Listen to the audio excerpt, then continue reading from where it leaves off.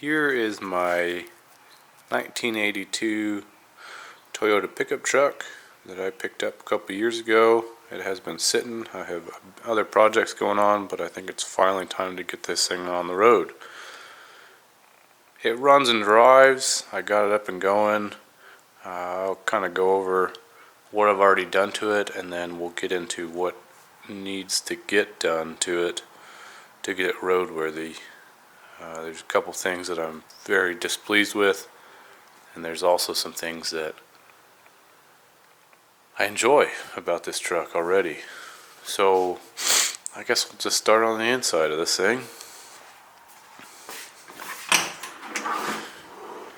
And I'm gonna have to post some photos too in this video, but I've slowly been collecting parts and pieces.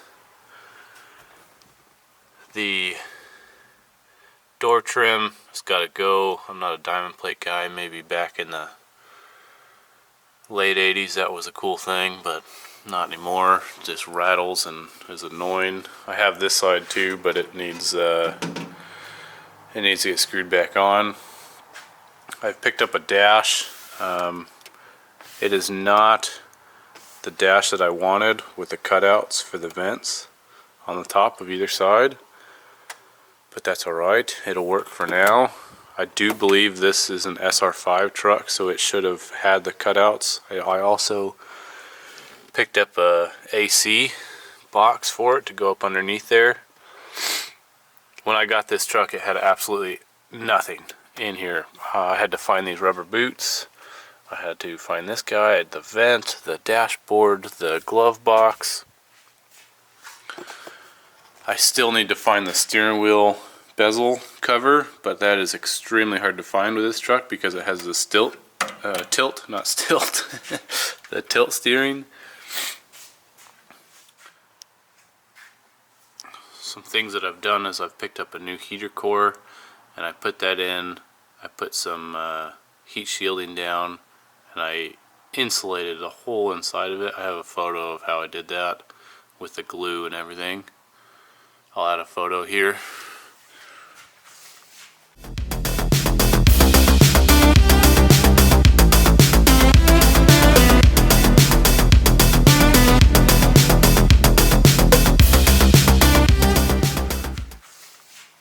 I do need seats.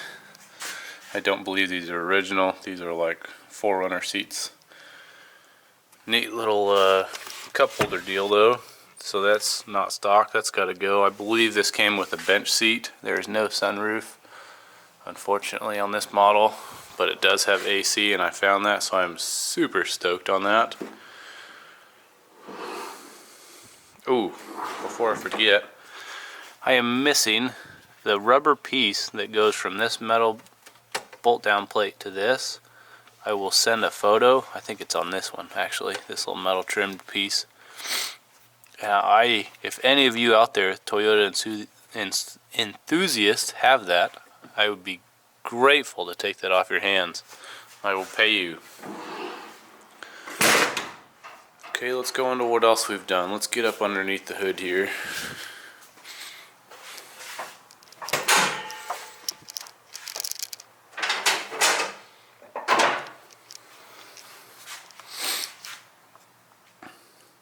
I currently have the valve cover off because I am painting it. It's outside drying in the sun right now as we speak. I do not know if this is supposed to be dual chain or if that was aftermarket. I believe that's an aftermarket deal. I just recently had to put a new intake on because the old one is leaking. I will show you that here in a sec. This is the LCE Offenhauser dual port. Ordered that, and it took, I don't know, it took them like a month and a half to get that thing to me because they were out of stock. Didn't say on their website or nothing. A little frustrated over that. I had to completely go through this throttle, and let's see if we can get in here. Focus. There we go. I had to put in some brass bushings. I turned those down on my lathe, and then a plastic insert on the inside of the spring, because when you went to go pull the throttle cable, it just kick and lock. So stoked on how that turned out. Nice and smooth operation now. This is the red line, I think 32, 36, don't quote me on that. Just kind of went through, cleaned it up. New air filter, of course. I picked up this Holley fuel regulator, cheap one on Summit, I believe. I'm running 3 psi. I do have a metal fan shroud, so that's just kind of what I've been doing. This thing has an electrical nightmare.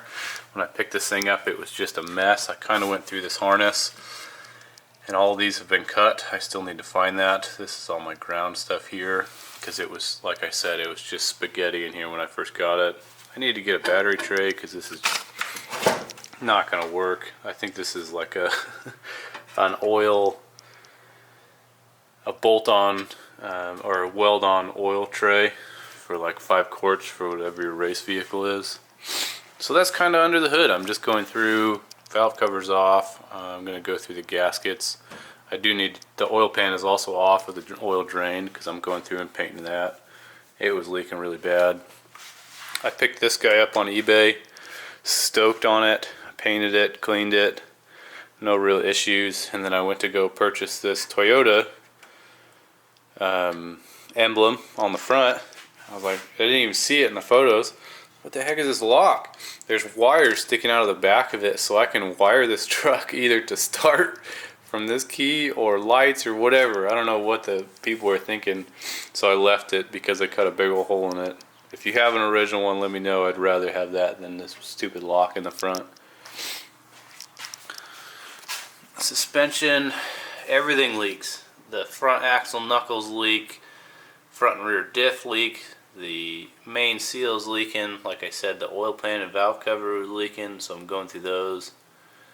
It's just everything on this truck. It's been sitting in the guy's field for years and years. He posted it and I found it, and my wife is so pissed over it still, but I was like, I need to go get this truck right now. So I didn't even have my flatbed trailer with me at the time, so I had to call some random company on Facebook Marketplace and be like, hey, I need you to move this truck. I'll pay you whatever it is. I paid him $100, and long behold, I got this thing in my garage now. What else did we do? I put Chevy 63s off of my rock crawler project. I had those laying around, so I swapped those out. The original Leaf was, I don't know what they were thinking, but this rear shackle was all the way up against the frame. I'll post a photo of what that looked like.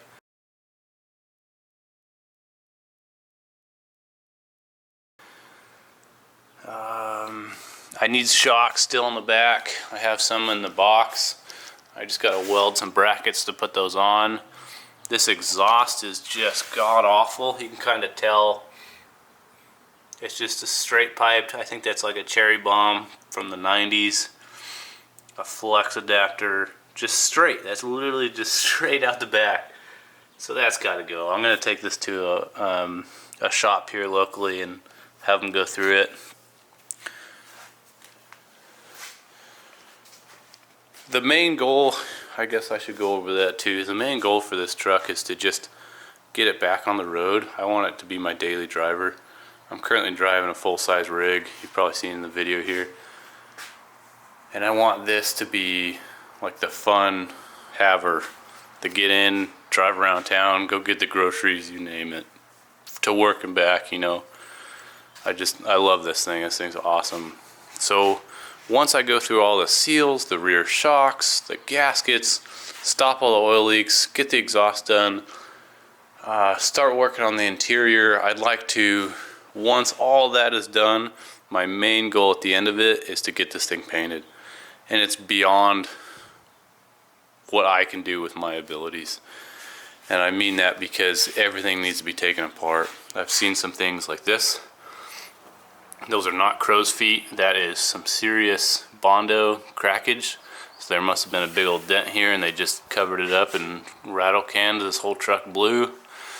You can kind of see up in this lip here. See if I can, there's a good spot. Focus on that. Nice and rusty. So the whole bed has to be split. what else we got for bodywork stuff that needs to be done here in this back corner? There's just a nice big cut.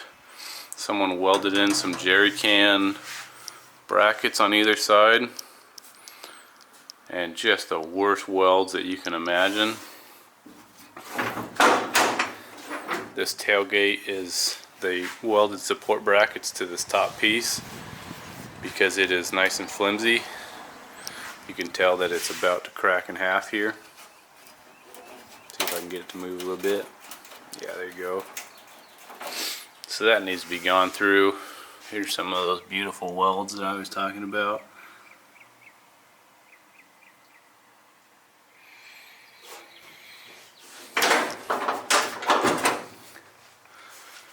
Here's that intake, the stock one, and the reason I had to change it out, and it's been sitting for a long time, is because right here, you can kind of see it. I JB welded it, trying to fix it, but there was a crack.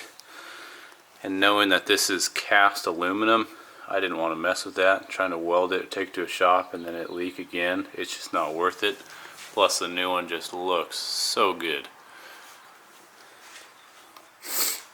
So that's pretty much where we're at. The next couple weekends are going to be probably finish up the valve cover, get the fan shroud on, you know, just your basic oil change and fluid changes, and then I want to hop on to the exhaust next. I got a flatbed trailer I could throw this on, take it to the exhaust shop and have them go through that, because it just looks awful. I just don't know what muffler to get. If you guys have any recommendations, that would be great.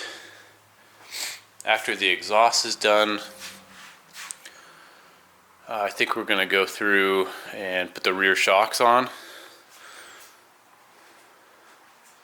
And then after the shocks and the exhaust is done, the transfer case. I need to drop the transfer case and completely go through it. It is just draining oil. Every part of that, hard to see, but yeah, every part of that thing is just nice and wet and leaking. The knuckles too. That'll be after the transfer case, I believe, just so those things start dripping all over the tires. You can see it there. Nice little puddle under it. And I just pulled this thing in like 2 days ago, and it's already pooled up with oil everywhere. It's an old Toyota, what do you expect? But it's my project now, and I'm freaking stoked on this thing, and I just wanted to share it with you guys and tell me what you thought.